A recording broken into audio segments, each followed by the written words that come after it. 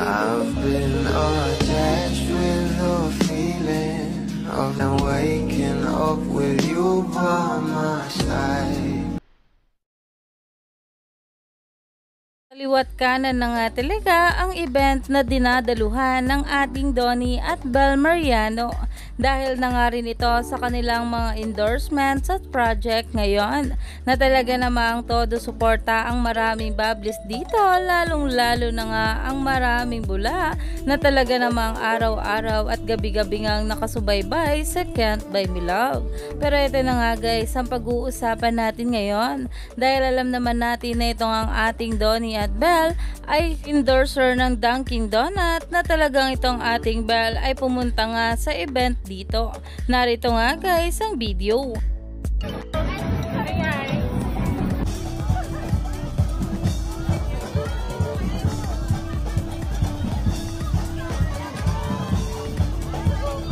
Ayon pa nga guys sa post, endorser duties with our darling Bel Mariano as she attended a lit magical Christmas lighting of popular donut brand. Hashtag Bel Mariano, hashtag Tatak Star Magic, na kung saan ay talagang sobrang ganda nga at sexy dito ng ating Bel na talaga namang pinag-uusapan na nga ngayon sa social media na ayon pa nga sa mga bula ay parang Barbie nga raw talaga itong ating Bel Mariano dahil kahit ano pa nga ang bihis nito ay sobrang bagay talaga sa kanya. Kaya naman umani na nga ito ng maraming komento at nagche-trending na sa social media.